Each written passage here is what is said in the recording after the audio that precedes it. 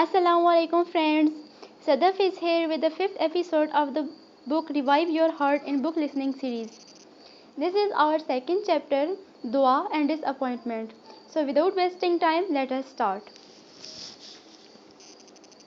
This reminder is actually inspired by a number of conversations I have had the opportunity to have with the young people and old people alike on a subject that is central to the life of every Muslim. That subject matter is dua. A lot of people come up to me and say, I am trying to make so much dua because there is this one thing I am trying to get.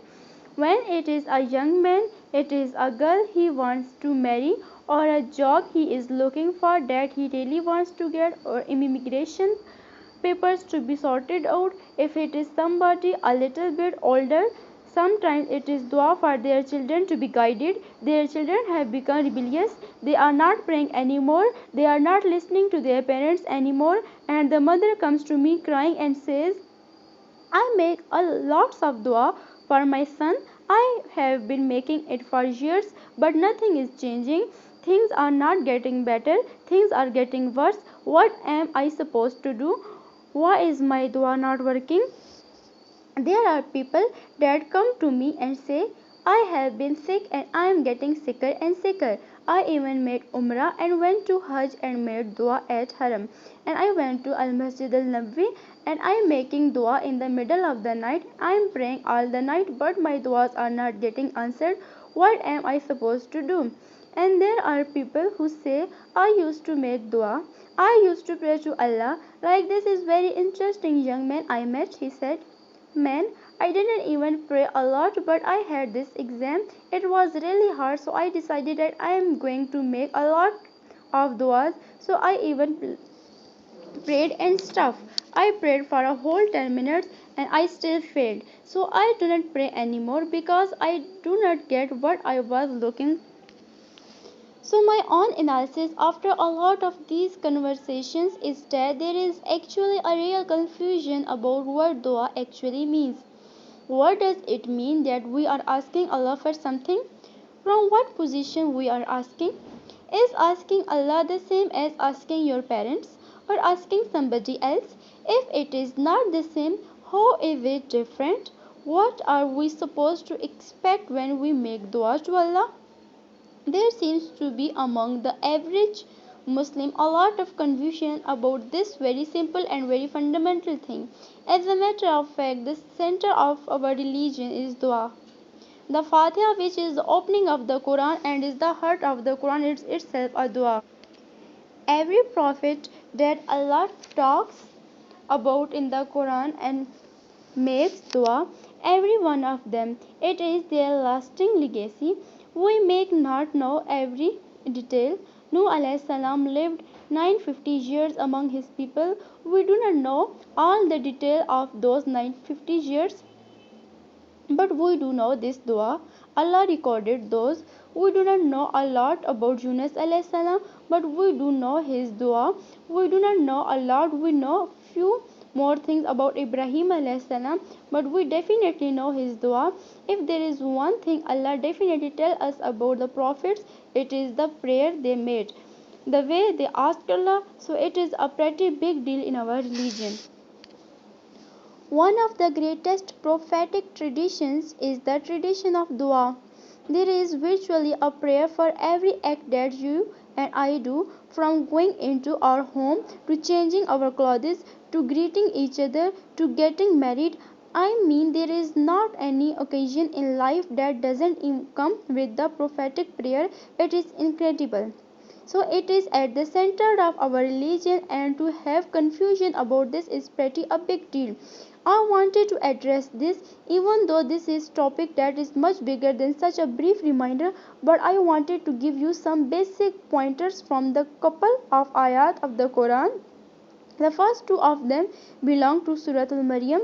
In the Surah Al-Maryam, we see the prayers of different prophets, but there are two of them that I am going to highlight to you. He said, Lord, my bones have grown feeble and my head is glistening with age, yet never have my prayers to you, my Lord, been unfruitful. In the beginning of Surah is Zechariah who is reaching old age. He says literally, my bones are getting weak and they are rebelling against me. You know, in modern medicine, when the bones and the joints are not as strong as they used to be, and people feel the arthritis or whatever in their joints, this is literally what he is talking about. It takes him a while to make Ruku. It is not easy for him to sit down. Young men they get up and down without problem, but when your bones become weak and if you see an old man or an old woman take a seat, it takes them a while to sit down. They can't just sit down. It takes them a while to get out of the bed.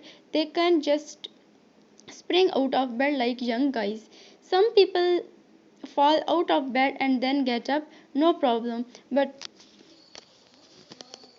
when an older person whose bones have become weak falls, they end up in the ER. It is very serious for them. So he senses the weakness in his bones that everywhere this with Allah begins, and my hair is like a fire went on my head, and all that is left is ash. Ash is grey and white, so he looks at his head and says, my head used to be black, and now it is just white. That is all that is left. That is a saying in Arabic. That you are graying hair on your whitening hair is the alarm of your death. In other words, every time you look at your gray hairs, it is one more hair towards one more step towards death. So he begins the dua by talking about his frailty. He is questioned very old. He realizes he is close to that, and then he says something I won't even tell you about his dua. It is his attitude towards dua. He says, I have never been miserable. I have never been in a bad mood. I have never been unhappy calling you. Whenever I ask you, I have always been happy. I have never had depression when I have made dua to you. That is what he is saying, looking back at his entire life. By the way, this is the man who doesn't have a child. He is old. He is got grey hair now. He is about to die. His bones are weak, and one of the sad things in old man's life is that he has no one to carry his name. So you can imagine this is not the first time he is asking dua for a child.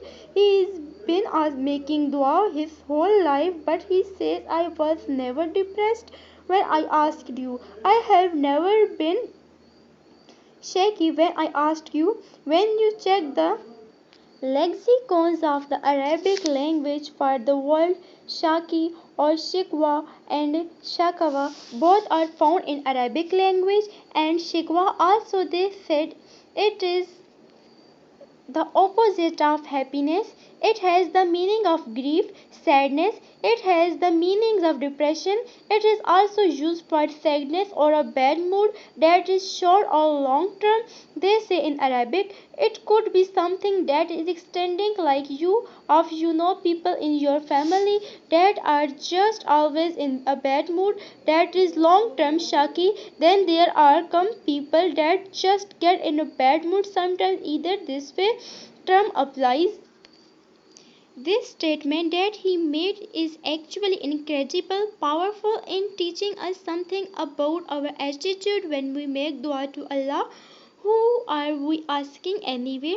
We are asking our Rabb, and usually we ask when we feel the needed for something we do not have. That is probably true for most people, right? You are at the verge of something. One of our children is going to see the doctor who make dua for the health of our child. You are going into a job interview. You turn and you make dua to Allah. This interview, I really need this job. You are about to sign papers of our house. Put barakah in the house. You, Ya Allah, this is pretty big deal. This is a serious investment I am getting into. So when you make dua because you get into a point in life where you seriously need something and you realize it. But let us talk about taking step back. Every single day you and I wake up and we did not have to have respirator on for our legs to keep working all night. Every single night when we went to sleep, our heart was still beating. Every single day when we got up of bed, we opened our eyes and we could still see, our ears could still hear, and they are not on autopilot. They are not running on energies or batteries. This is Allah providing you and me with another breath, another heartbeat, another day to move our limbs. Yet the only time we turn to Allah is when we need something, when we feel we are missing something. But as a matter of fact, Allah is constantly providing you and me without us even asking. We do not have to make dua to Allah to be able to breathe. Can you imagine how that would be? We do not have to make dua to Allah to be able to hear, to be able to see, to be able to speak. Imagine every time I have to speak, make dua to Allah, and then He gives my tongue the ability, then I can say something. Subhanallah, there are a lot of things Allah gives us that we obviously need, we absolutely need, we can't survive without them, and yet He provides and He provides and He provides. So what I am trying to get at first is, before you and I think about what Allah did not give me, how come He did not give me this, how come He did not answer this dua or that dua and that dua. Allah says every day He is involved in giving you something. He is engaged in providing me and providing me and providing me and providing you.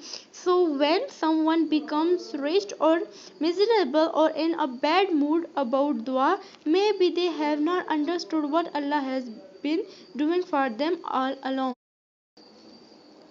Assalamu